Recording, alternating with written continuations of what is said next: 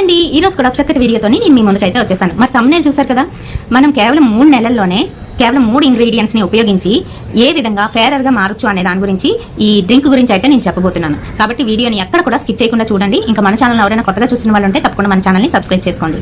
మీరు సబ్స్క్రైబ్ చేసుకుంటే పక్కన ఒక బెల్ ఐకాన్ కూడా వచ్చేస్తుంది. అది కూడా హిట్ చేస్తేనే నేను పెట్టే ప్రతి వీడియో నోటిఫికేషన్ ఇమీడియట్ గా మీ దగ్గరికి అయితే వచ్చేస్తుంది. అయితే నేను చెప్పే వీడియోని ఫస్ట్ నుంచి లాస్ట్ వరకు అయితే దయచేసి చూడండి. ఎందుకు ఎలా మారుతుంది, ఈ ఇంగ్రీడియంట్స్ మన దగ్గరే ఉన్నవే కదా, అయినా కూడా దీనివల్ల మారిపోతుందా, మాకు నమ్మకం లేదు అన్నవాళ్ళు వీడియోని మొత్తం చూస్తే మీకు అర్థమవుతుంది. మధ్య మధ్యలో చూస్తూ స్కిప్ చేసినట్లయితే మీకు అస్సలు అర్థం కాదు. ఏముందిలే అనుకుంటారు, కానీ 3 నెలల్లోని మంచి రిజల్ట్ వస్తుంది. ఎవరైతే చామంచాయిగా ఉన్నారో వాళ్ళకైతే నేను చెప్తున్నాను. అయితే చాలా మంది కలరు ఉన్న వాళ్ళే తగ్గిపోతూ ఉంటారు. పుట్టినప్పుడు మంచిగా బ్రైట్ గా పుడతారు, ఆ తర్వాత కలర్ మెల్లమెల్లగా తగ్గిపోతారు. ఒక ఏజ్ వచ్చేసరికి, అంటే టీనేజ్ వచ్చేసరికి కలర్ అనేది కంప్లీట్ గా చేంజ్ అయిపోతుంది. సో ఎందుకు అలా జరుగుతుంది, వాళ్ళలోని ఎటువంటి మార్పులు వస్తాయి, మనం ఎటువంటి చర్యలు తీసుకోవాలి, ఎలా దాని నుంచి తప్పించుకోవాలి అనేది తెలుసుకుంటూ అసలు మన ఒంట్లోనే ఏం జరుగుతుందో అనేది కూడా తెలుసుకుందాం. అసలు మనకి ఏంటంటే రక్తం ఎప్పుడైతే శుద్ధి పడుతుందో ఆటోమేటిక్ గా స్కిన్ చాలా సాఫ్ట్ గా, ఇంకా అలాగే మనకి మంచిగానైతే తయారవుతుంది. ఎటువంటి ప్రాబ్లం రాదు, స్కిన్ లోపల ఎటువంటి ప్రాబ్లం రాదు, నీట్ గానైతే కనిపిస్తాం. ఇక్కడ మీరు తెలుసుకోవాల్సింది ఏంటి అంటే రక్తం శుద్ధి పడాలి. రక్తం శుద్ధిగా ఉంటే, అంటే ఎటువంటి టాక్సిన్స్ లేకుండా బాగున్నట్లయితే మన స్కిన్ ఆటోమేటిక్ గా మెరుస్తుంది, గ్లోయింగ్ అవుతుంది అనమాట, బాగుంటుంది. స్కిన్ పైన డెడ్ సెల్స్ ఇంకా రకరకాలవన్నీ కూడా వచ్చి పడుతూ ఉంటాయి కదా, అవి రిమూవ్ అవ్వాలంటే ఏం చేయాలనేది కూడా మనం తెలుసుకోవాలి. ఇంకా లాస్ట్ అండ్ ఫైనల్ గాను ఫేరర్ గా అవ్వడం కోసం ఏం చేయాలి అనేది కూడా తెలుసుకోవాలి. ఫేరర్ గా మారాలి అని అంటే మన ఒంట్లో ఉన్న మెలనిన్స్ ఏవైతే ఉన్నాయో అవి తగ్గుముఖం పట్టాలి, చాలా తగ్గిపోవాలి. తక్కువ రేట్ లో ఉన్నట్లయితే మెలనిన్స్ మనకి మంచిగా కలర్ ఇంప్రూవ్మెంట్ అనేది ఉంటుంది. అవి ఎప్పుడైతే ఎక్కువ అయిపోతూ ఉంటాయో ఆటోమేటిక్ గా మన కలర్ అనేది పోతాం అనమాట. ఇది జరుగుతుంది. సో ఇప్పుడు ఫస్ట్ వన్ వచ్చేసి బ్లడ్ ప్యూరిఫై అవ్వాలి. అలాగే డెడ్ స్కిన్ సెల్స్ ఇంకా అలాగే రకరకాల మొహం మీద పడుతూ ఉన్నవన్నీ కూడాను స్కిన్ లోపల ఉండే ఈ అడ్డంకులు ఏవైతే ఉన్నాయో అవి కంప్లీట్ గా తొలగిపోవాలి. దాంతో పాటుగా లాస్ట్ వన్ వచ్చేసి మెలనిన్స్ ఏవైతే ఉన్నాయో అవి తగ్గుముఖం పట్టాలి. మెలనిన్స్ తగ్గుముఖం పట్టాలి అని అంటే కంపల్సరీ నేను చెప్పే ఈ డ్రింక్ అయితే వాడి చూడండి, మంచిగానైతే రిజల్ట్ వస్తుంది. ఈ డ్రింక్ లోని మీరు ఉపయోగించవలసినవి కేవలం 3 పదార్థాలు. ఇవి మీ ఇంట్లో దొరికినవే, ప్రతి ఒక్కరి ఇంట్లో కూడా ఉంటాయి. అయితే తెల్లవారి పూట మీరు పడుకొని లేవగానే బ్రష్ చేసిన తర్వాత ఈ డ్రింక్ ని ప్రతిరోజు కూడాను ఒక ½ గ్లాస్ అయితే కంపల్సరీ తాగాలి. కొంచెం వేడి నీళ్ళగానే తాగాలి. ఈ రకంగా తాగితే ఖచ్చితంగా 3 నెలల్లో మంచి ఇంప్రూవ్మెంట్ అయితే ఉంటుంది. ఫస్ట్ వన్ వచ్చేసి సోంపు. నేను పక్కన చూపిస్తున్నాను చూడండి. సోంపు ప్రతి ఒక్కరికి తెలిసిందే, ఓ సోంపే కదా అనుకోకండి. ఈ సోంపు ఏం చేస్తుంది అని అంటే మనలోని డైజెషన్ పెంచుతుంది, ఇది అందరికీ తెలిసిందే. అయితే ఇంకొక పని కూడా చేస్తుంది. ఏంటి అని అంటే టాక్సిన్స్ ఏవైతే ఉంటాయో వాటిని రిలీజ్ చేస్తుంది సోంపు. సో దానివల్ల రక్తం శుద్ధి పడుతుంది. ఎప్పుడైతే రక్తం శుద్ధి అవుతుందో ఆటోమేటిక్ గా మన స్కిన్ చక్కగా తయారవుతుంది. సో ఫస్ట్ వన్ వచ్చేసి సోంపు. అండ్ సెకండ్ వన్ వచ్చేసి చిన్న యాలకులు. పెద్ద యాలకులు కాదు, చిన్న యాలకులు గ్రీన్ కలర్ లో ఉంటాయి చూడండి, చూపిస్తున్నాను. సో ఈ యాలకులు ఏం చేస్తూ ఉంటాయంటే మనకి ఏజింగ్ సైన్స్ నుంచి కాపాడతాయి. త్వరగా ఏజ్ పెరిగిపోవడానికి గల కారణం ఏంటంటే మన ఫేస్ మీద ఉన్న డెడ్ సెల్స్, రకాల అడ్డంకులు అయితే ఉంటాయి స్కిన్ పొరల్లోని. ఈ పొరల్లో ఉన్న అడ్డంకులన్నింటినీ కూడా తొలగించి మన ఏజింగ్ సైన్స్, తొందరగా ఏజ్ పెరిగిపోయి నుడతలు పడకుండా వీటన్నిటిని కూడా కాపాడుతుంది అనమాట యాలకులు. అలాగే థర్డ్ వన్ వచ్చేసి లవంగాలు ఏం చేస్తాయి అని అంటే, ఇది లవంగా అనేది చాలా వేడి.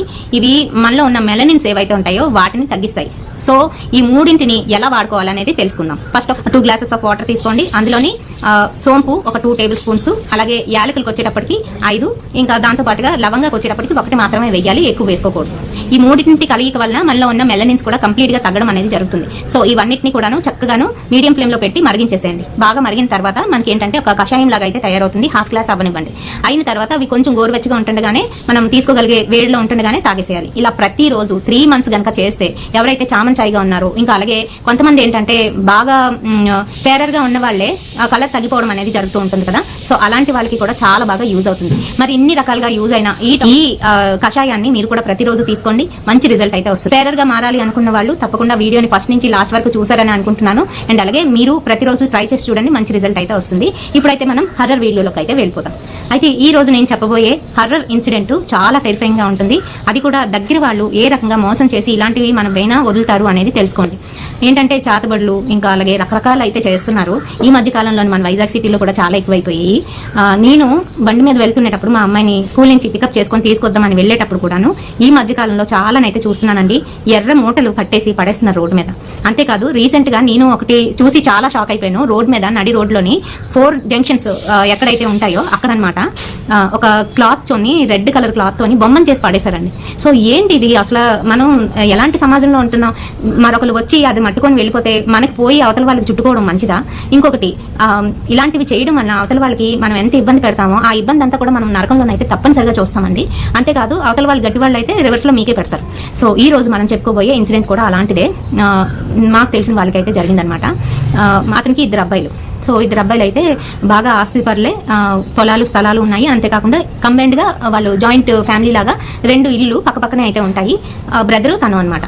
బ్రదర్కి అయితే ఉద్యోగం లేదు, ఏం లేదు. ఇతను ఏదో చిన్న చిక్క ఉద్యోగం చేస్తున్నాడు, అలాగే పొలం కూడా చూసుకుంటున్నాడు. అబ్బాయిని అయితే బాగానే చదివించుకుంటున్నాడు. వాళ్ళ బ్రదర్కి ఏంటంటే ఒక అబ్బాయి అనుకుంటాను. అయితే ఇలా నడుస్తుంది. వాళ్ళ నాన్నగారు ఎప్పుడైతే చనిపోయారో వాళ్ళ అమ్మగారు కూడాను బాగా వీక్ అయిపోయారు. ఇంకా ఏంటంటే ఆస్తులు ఇద్దరికి కూడా పనిచేయాలని చెప్పేసి పంపకాలు అయితే చేసేసారు. పంపకాలు చేసిన తర్వాత వాళ్ళ అమ్మగారిని అయితే పెద్ద అబ్బాయి తిని తీసుకున్నాడు. అండ్ పంపకాలు అయినప్పుడు కూడా నేను ఎక్కడ ఉంటే వాళ్ళకి కొంచెం ఎక్కువే కదా మరి షేర్ వెళ్తుంది. సో అదే విధంగా వాళ్ళకి షేర్ అయితే ఎక్కువ ఇచ్చారు. ఇచ్చిన తర్వాత అది నచ్చలేదన్నమాట, తమ్ముడికి నచ్చలేదు. అమ్మని చూసుకోడు, షేర్ మటుకు కావాలి, సమానంగా కావాలి వాటా. సో ఈ విధంగానైతే వెళ్తుంది. వాళ్ళు ఏం చేశారో ఎలా చేశారో చూడండి. సొంత వాళ్ళ అయ్యుండి కూడా ఇలాంటివి చేస్తారు. అయితే వాళ్ళ చిన్న అబ్బాయి ఒక సండే నాడు క్రికెట్ ఆడుకొని మధ్యాహ్నం టైంలోని ఇంటికి వెళ్తున్నాడు. ఇంటికి వెళ్తుంటే పక్క ఇల్లే కదా, ఎవరని చెప్పి పిలిచాడు. బాబాయే కదా అని చెప్పి వెళ్ళాడు ఈ అబ్బాయి కూడా. ఏంటి ఆడుకొని వెళ్తున్నావా, ఈ రోజు మా ఇంట్లోనే భోజనం చేద్దు కానీ మీ పిన్ని వెరైటీ చేసింది, నాటుకోడి మాంసం చేసింది, తిందు కానీ రా అని చెప్పేసి పిలిచి భోజనం అయితే పెట్టారు. సో భోజనం పెట్టిన తర్వాత అబ్బాయి వెళ్ళిపోయాడు. 2 అవుతుంది, ఇంటికి వెళ్ళలేదు. 3 అవుతుంది, ఇంకా రాలేదు. సో అప్పుడు భయపడి అంతా వెతుకుతున్నారు వీళ్ళందరూ కూడా. అంటే వాళ్ళ నాన్న, వాళ్ళ అన్నయ్య, వాళ్ళ అమ్మగారు వెతుకుతున్నారు ఎక్కడున్నాడని. పక్కింటికి వెళ్ళి కూడా చూశారు. లేదు మా ఇంటికి వచ్చి భోజనం చేసి వెళ్ళిపోయాడు, మళ్ళీ ఆడుకోవడానికి వెళ్ళిపోయాడేమో అని చెప్పేశారు వాళ్ళు. సో అంతా వెతికారండి, ఎక్కడ దొరకలేదు. పోలీస్ కంప్లైంట్ 1 డే చూసి ఇవ్వాలి కాబట్టి 1 డే చూసి పోలీస్ కంప్లైంట్ కూడా ఇచ్చారు. ఆ తర్వాత 2 డేస్ తర్వాత పిచ్చివాళ్లాగా వాళ్ళ ఊరి రైల్వే స్టేషన్లోని తిరుగుతున్నాడు అబ్బాయి. అది వాళ్ళ నాన్నగారు చూశారు. ఫాస్ట్గా వెళ్ళి పట్టుకోవడానికి ట్రై చేస్తుంటే పరిగెడుతున్నాడు. సో 4-5 తీసుకొని వెళ్ళారు. మొత్తానికి అయితే అబ్బాయిని అక్కడ పట్టుకొని ఇంటికి అయితే తీసుకురాలేదు. ఇంటి దగ్గర ఉన్న వాళ్ళకి కూడా ఈ విషయం చెప్పలేదు. ఎక్కడికి తీసుకువెళ్ళాలో అక్కడికి తీసుకువెళ్లారు. పెట్టుడు మందులు పెడితే వాటిని విరుగుడు చేయడం అనేది చేస్తారు కదా, అలాంటి వాళ్ళ దగ్గరికి అయితే తీసుకెళ్లారు. తీసుకెళ్లిన తర్వాత ఏం జరిగింది ఏంటి అనేది ఖచ్చితంగా ఆయన అయితే చెప్పలేదు. కానీ ఈ అబ్బాయికి ఎవరో ఏదో చేశారండి అని మటుకు చెప్పాడు అతను. చెప్పిన తర్వాత నేను విరుగుడు అయితే ఇస్తాను, ఇక్కడే ఉంచండి అని చెప్పి ఒక 3 అవర్స్ అయితే అక్కడే ఉంచి అబ్బాయికి ఎన్నో విధాలుగా ఎన్నో పరిహారాలు అయితే చేశారు. చేసిన తర్వాత ఒక మందు అయితే కలిపి ఇచ్చాడండి అతను, పసర మందు అనమాట. అది ఇవ్వగానే అది తాగించారు పట్టుకొని అబ్బాయి చేత. తాగించిన వెంటనే అబ్బాయి కక్కేశాడు, మొత్తం అంతా కక్కేశాడు. తినేదంతా కూడా ఏంటి కక్కాడు అని అంటే గారెలు, ఇంకా అలాగే మాంసం. తను ఎలా అయితే బయట చేసి నవిలి మింగాడో అది అలానే ఉండిపోయింది. ఏమాత్రం అది అరగలేదు. కక్కేశాడు, మొత్తం అంతా కక్కేశాడు. కక్కిన తర్వాత ఇవి ఎవరు పెట్టారో కనుక్కోండి, వీటిలోనే మందు పెట్టేశారు మీ అబ్బాయికి అని చెప్పారు వాళ్ళు. చెప్తే షాక్ అయిపోయాడు అతను. ఏంటంటే మాకు ఇలాంటివి చేయడం ఏంటి, ఎవరు చేస్తారు ఏంటి అని. అయితే వెంటనే అతను ఏం చేశాడంటే, లేదండి ఇలాంటివి దగ్గర వాళ్ళే చేస్తారు, ఎవరు పెట్టారు ఏంటో కనుక్కోండి. చికెన్ కదా ఇది, సండే తినుంటాడు అంటే ఇంట్లో తినలేదండి. అప్పుడు తనకి ఐడియా వచ్చిందనమాట. ఓహో మా బ్రదర్ పిలిచాడు, భోజనం తిన్నాడు అని చెప్పాడు కదా. సో అది గుర్తొచ్చి ఓహో అయితే వాళ్ళే పెట్టారు అని చెప్పి అర్థమైంది. కానీ తమ్ముడు కదా ఏం చేస్తాడు, ఉద్యోగం సద్యోగం కూడా లేదు, వాళ్ళని ఇంట్లో నుంచి పొమ్మని లేడు, ఎందుకంటే సగం షేర్ వాళ్ళది కూడా ఉంది. అలాగని వాళ్ళ మీద కక్ష తీర్చుకోను లేడు తమ్ముడు. ఆ జ్ఞానం కొంతమందికి ఉంటుంది కానీ కొంతమందికి అస్సలు ఉండదు. సో ఇలా జరిగిన తర్వాత ఆ అబ్బాయికి ఏంటంటే అన్కాన్షియస్ అయిపోయాడు. ఇమీడియట్ గా హాస్పిటల్కి అయితే తీసుకెళ్లి సిలైన్ అయితే ఎక్కించారు. అక్కడికి వీళ్ళందరినీ పిలిచారనమాట. ఇలాగా మాకు దొరికాడు రైల్వే స్టేషన్ లో, తీసుకొచ్చి ఇగో తినలేదు కదా, ఫుడ్ తినలేదు, అందుకే అన్కాన్షియస్ అయిపోయాడు అని చెప్పేసి. సో అదంతా జరిగిపోయింది. 1 year లోనే ఆ పెద్ద ఆయన ఎవరైతే ఉన్నారో, అంటే వాళ్ళ ఫాదర్, అబ్బాయి వాళ్ళ ఫాదర్ ఎవరైతే ఉన్నారో అతను చనిపోయాడండి. అనుకోకుండా చనిపోయాడు, గుండె నొప్పి వచ్చి చనిపోయాడు. తర్వాత 12 రోజుల్లోనే ఆత్మ తిరుగుతుంది కనిపిస్తుంది అని అంటారు కదా. ఆ సందర్భంలోని భార్యకి కల్లోకి వచ్చి ఇలా పక్కింటి వాళ్ళ వల్లనే ఇలా అయ్యింది అని చెప్పాడంట. సో ఎంత దారుణమో కదండి. ఆస్తి కోసం అన్నదమ్ముడిని లేదంటే అన్నదమ్ముల పిల్లల్ని చంపడం అనేది చాలా పొరపాటైన విషయం. అండ్ అలాగే ఎవరైతే ఇలాంటి పనులు చేస్తారో వాళ్ళకి ఏంటంటే పుట్టగతులు ఉండవండి. తర్వాత ఏమవుతుందనంటే అది రివర్స్ కొడుతుంది కూడా ఒక్కొక్కసారి. అవతల వాళ్ళు గట్టి వాళ్ళు అనుకోండి, ఇంకొకరి చేత ఎవరి చేతైనా చేయించారనుకోండి, రివర్స్ అయితే కొడుతుంది. వితిన్ 1 year లోనే వాళ్ళకి కూడా చూసేస్తారు ఇలాంటివి. సో వాళ్ళైతే ఏం చేయలేకపోయారు, అలానే ఉన్నారు. సో ఇలాంటివి కూడా జరుగుతూ ఉంటాయి మన సమాజంలోని. ఇది నాకు చాలా టెరిఫిక్ గా, ఇంకా అలాగే చాలా బాధగా కూడా అనిపించింది విన్న తర్వాత. మీకు ఎలా అనిపించింది అనేది నాకు కామెంట్ సెక్షన్ లో తెలియజేయండి. మరిన్ని ఇలాంటి హారర్ ఇంకా అలాగే టెరిఫైయింగ్ వీడియోస్ కోసం తప్పకుండా మన ఛానల్ అయితే చూడండి. Beauty tips must and should గా ఉంటాయి. కాబట్టి రేపటి వీడియోతో మళ్ళీ మీ ముందుకు వచ్చేస్తాను. Until then by.